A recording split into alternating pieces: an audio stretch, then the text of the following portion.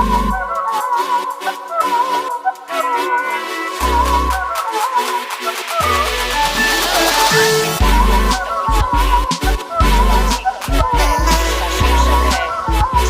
की रानी की समाधि पर। आइए जानते हैं क्या है इस कविता में मुख्य। पाठ परिचय। बच्चों, आप सभी जानते हैं कि परिचय का बहुत महत्व होता है। ये संक्षिप्त परिचय पूरे विस्तृत अध्ययन में आपके लिए अति उपयोगी सिद्ध होने वाला है। तो ध्यान दें इधर। पाठ का नाम झांसी की रानी की समाधि पर। रचयिता यानी कवयित्री जो है, जिन्होंने इसकी सर्जना की, सुभद्रा कुमारी चौहान। भाषा वही चिरपरिचित खड़ी बोली। शैली ओजपूर्ण आख्यानक गीति शैली। रसवीर गुण ओज। और जो छंद है वो तुकान मुक्त है। कविता त्रिधारा नामक काव्य संग्रह से ली गई है। तो आइए बच्चों, अब हम इस अध्ययन को गति देते हैं, पर इसको पढ़ने से पूर्व इस कविता में जाने को गति प्रदान करने और पढ़ते हैं एक ऐसी कविता जो इतिहास में अमर है। एक ऐसी नायिका पर लिखा गया जिसका नाम लेने पर आपके स्मृति पटल पर जो चित्र अंकित होता है वो अदम्य साहस, ऊर्जा और पराक्रम की व्यंजना करता है। एक स्त्री होने के नाते ये गर्व और हर्ष का विषय है कि मैं इस विषय को पढ़ा भी रही हूँ।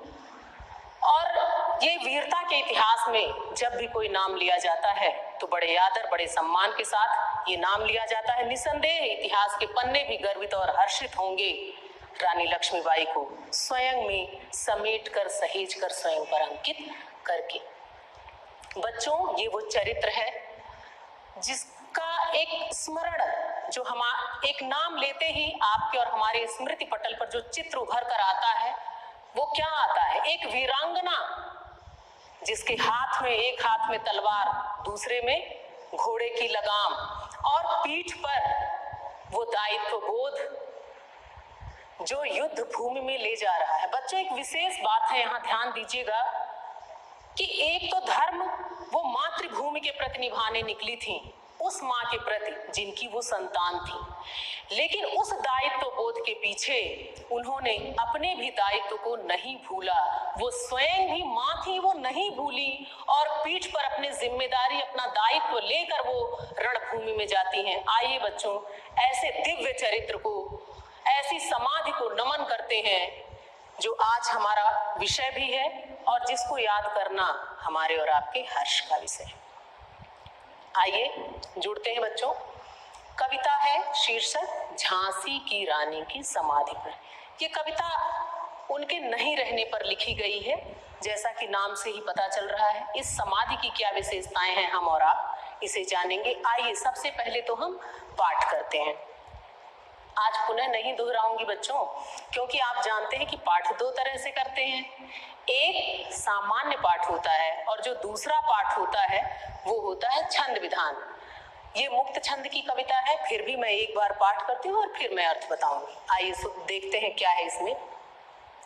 इस समाधि में छिपी हुई है एक राख की ढेरी, जलकर जिसने स्वतंत्रता की दिव्य आरती फेरी। यह समाधि, यह लघु समाधि है झांसी की रानी की। अंतिम लीला स्थली यही है लक्ष्मी मर्दानी की।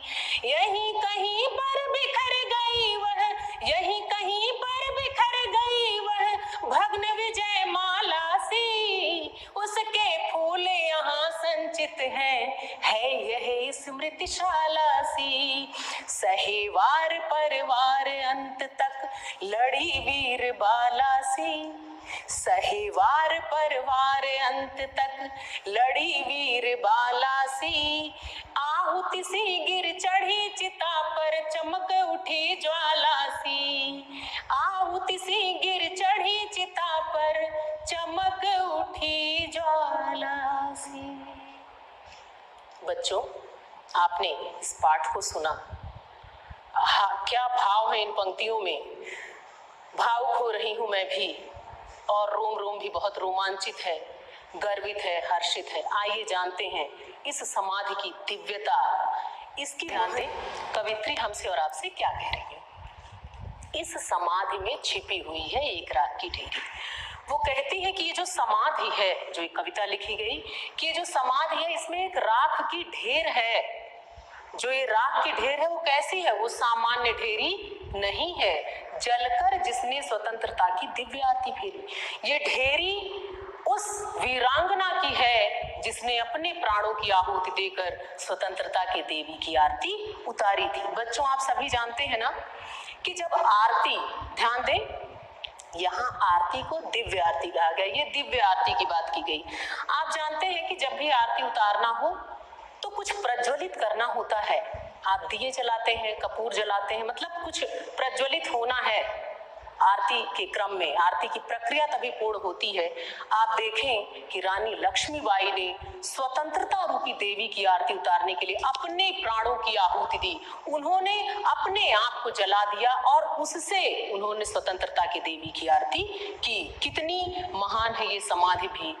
यह समाधि, यह लघु समाधि है झांसी की रानी की। कवित्री कहती है कि जो समाधि है लघु, छोटी है, ये समाधि छोटी है, लेकिन ये है किसकी? ये झांसी वाली रानी की समाधि है। अंतिम लीला स्थली यही है, लक्ष्मी मर्दानी की। और वो कहती हैं कि ये वो अंतिम लीला स्थली है। अंतिम लीला, लीला मतलब कर्म, स्थल मतलब जगह, कि ये वो जगह है जहां समाधि बनी है, कि ये वो जगह है, वो स्थान है जहां लक्ष्मी मर्दानी ने अंतिम कर्म किए। अंतिम बार वो दिखी लड़ते हुए शहीद हुई। मर्दानी का अर्थ बच्चों आप समझे कि अति विशिष्ट है। आप सभी जानते हैं बच्चों कि जब स्त्री की सर्जना की जाती है, जहां तक मैं जानती हूं कि एक पुरुष की सर्जना और एक स्त्री की सर्जना में थोड़ा सा अंतर होता है। पुरुष से थोड़ा अधिक मात्रा में स्त्री में कोमल भाव भर दिए जाते हैं, दया ममता उसमें भर दी जाती है, तो सुकोमल भावों से भरी हुई होती है। लेकिन यहाँ इस वीरांगना ने जिस वीरता से लड़ा, जिस पराक्रम से अंग्रेजों से लड़ती रही, तो इन्हें एक उपाधि मिली मर्दानी, कि मर्दों जैसा शौर्य इन्होंने दिखाया, तो इन्हें ये मर्दानी कहकर संबोधित किया गया कि मर्दों जैसे पराक्रम के साथ लड़ने वाली कौन थी? वो रानी लक्ष्मीबाई थी।